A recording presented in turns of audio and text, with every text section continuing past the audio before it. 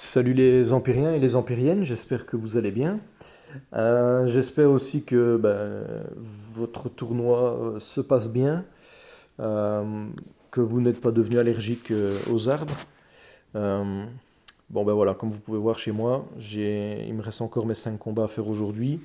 J'ai eu deux défaites hier, j'avais fait 5 sur 5 le lundi. Bon voilà, après j'avais tout juste eu le temps de monter l'arbre pour le tournoi.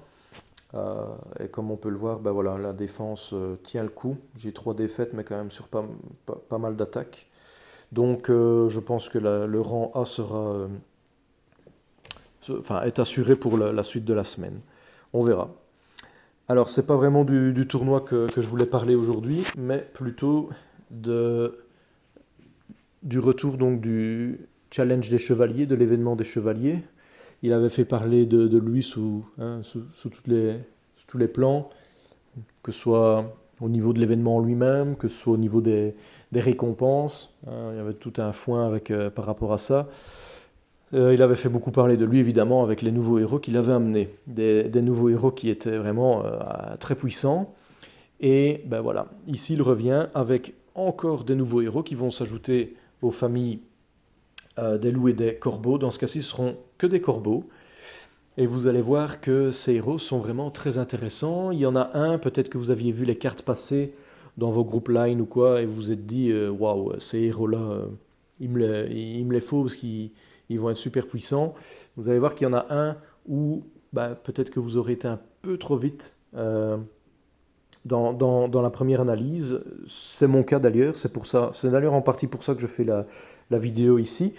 Euh, Parce que vous allez voir que ces héros ne sont pas toujours aussi puissants que ce qu'on pouvait croire au début. Ils le sont quand même, hein, et ce sera le cas de Quintin ici, un rogue avec, vous voyez, un héros porté sur l'attaque, 821 points d'attaque, un petit peu plus faible en défense et en points de vie. Après, on ne lui demande pas de tanker non plus. Hein.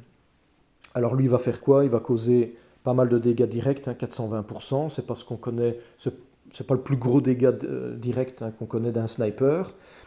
Par contre, il va marquer la cible qui sera donc, en gros, elle sera ciblée et elle va recevoir 100% des dégâts que reçoivent tous ses équipiers pendant 4 tours. Donc ça, honnêtement, vous avez une cible, enfin un de vos héros qui est ciblé comme ça. Imaginez-vous si en face il y a un autre sniper qui commence à taper. Vous avez une Gefion ou quelque chose comme ça qui envoie du 7, 8, 900 de dégâts à un autre allié, votre héros il est mort quoi. Hein. Il ne pourra pas survivre ça. Alors vous allez vous dire, bon bah ok, ça peut être purifié, mais je rappelle le bonus famille, à partir du moment où il y aura 2 corbeaux dans une même équipe, les corbeaux ont à chaque fois 35% de chance de rendre un effet non purifiable. Donc je pense que ces chevaliers vont devenir intéressants. Ils vont devenir marrants à jouer.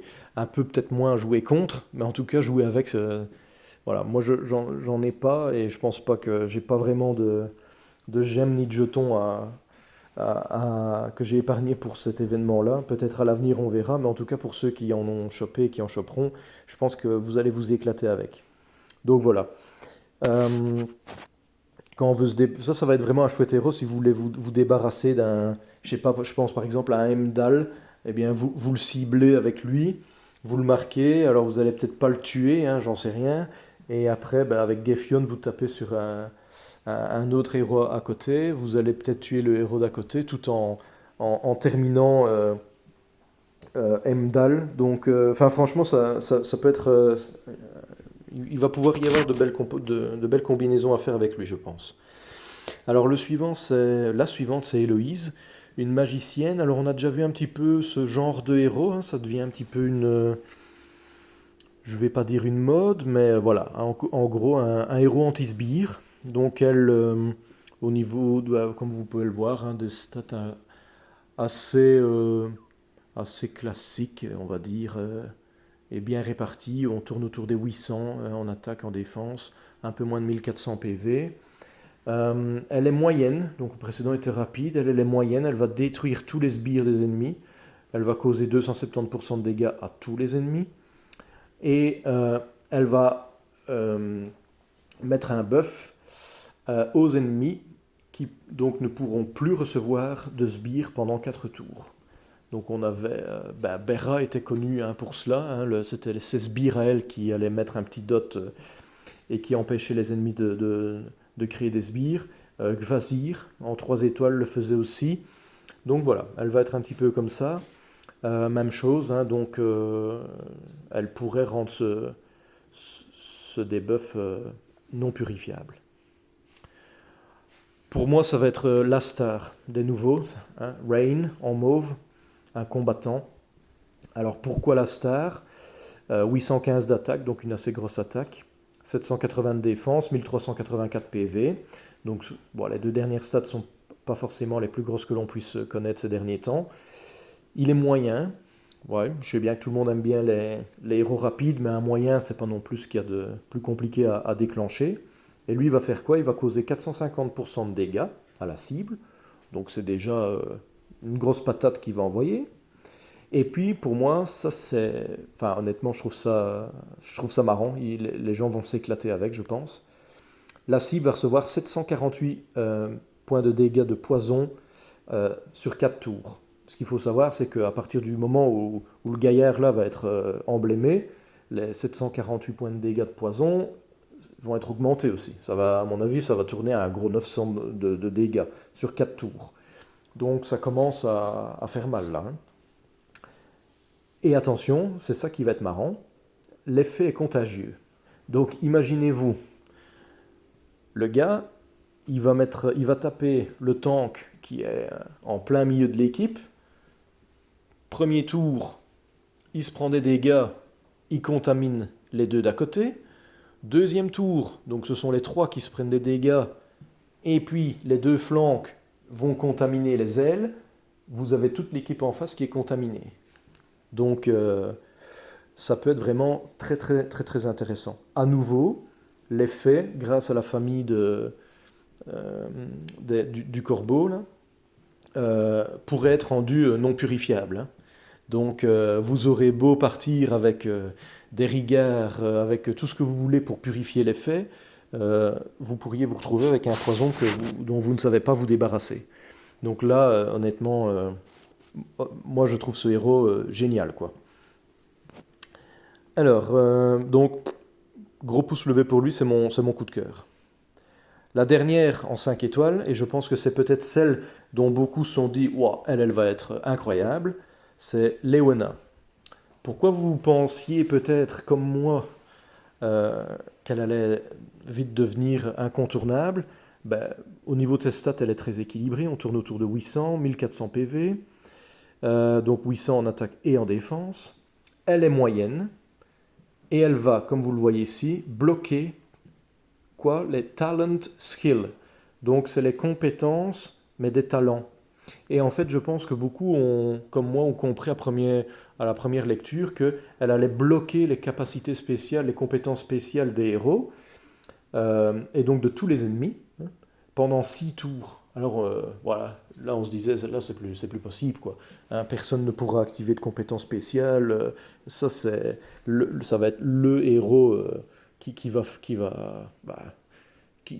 être surpuissant, quoi, qui va se retrouver dans toutes les défenses ou dans toutes les attaques ou je ne sais quoi.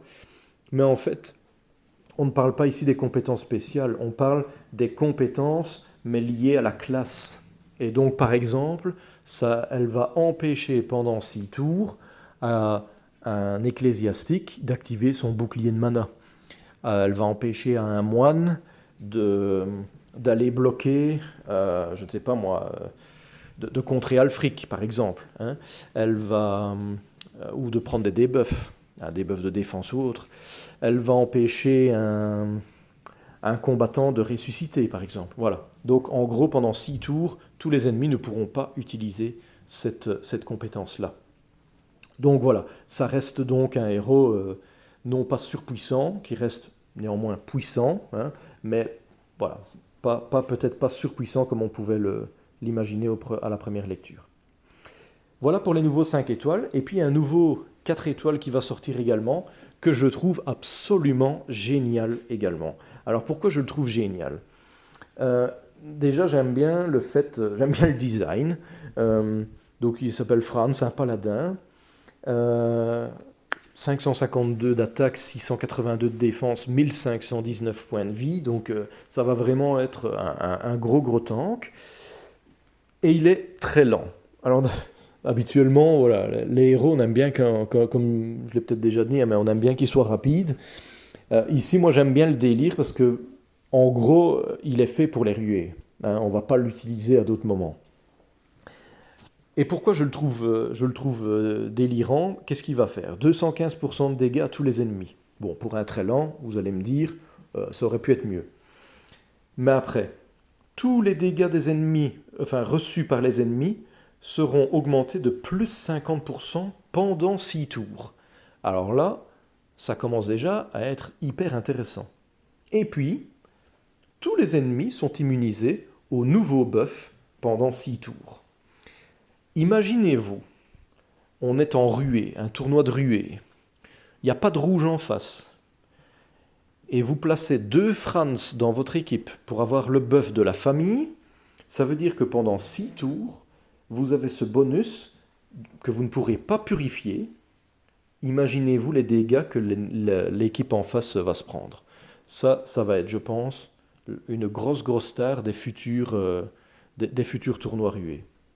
Donc voilà, c'est mon deuxième coup de cœur. Coup de cœur 5 étoiles pour Rain ici. Et le coup de cœur 4 étoiles pour Franz. Je les trouve vraiment absolument géniaux. Voilà. Je ne sais pas ce que vous en pensez, si vous êtes d'accord avec moi ou pas. N'hésitez pas à me le dire en commentaire. Je m'arrête là pour aujourd'hui. J'espère que tout va bien de votre côté, que vous avez eu de la chance dans vos derniers tirages. Et je vous dis à très bientôt. Allez, ciao.